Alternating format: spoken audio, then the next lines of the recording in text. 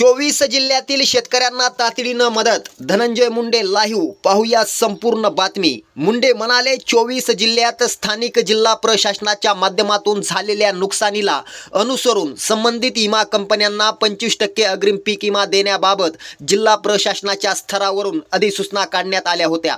याच दरम्यान राज्य शासनाच्या वतीनं हवामान तज्ज्ञ, कृषी विद्यापीठातील तज्ज्ञ व्यक्तीचे सहकार्य घेऊन 21 दिवसांच्या खंडाच्या नियमाला अनुसरून शेतकऱ्यांचे झालेले नुकसान कंपन्यांच्या पुढे सिद्ध करून कंपन्यांना विमा देण्यास भाग पाडले आहे.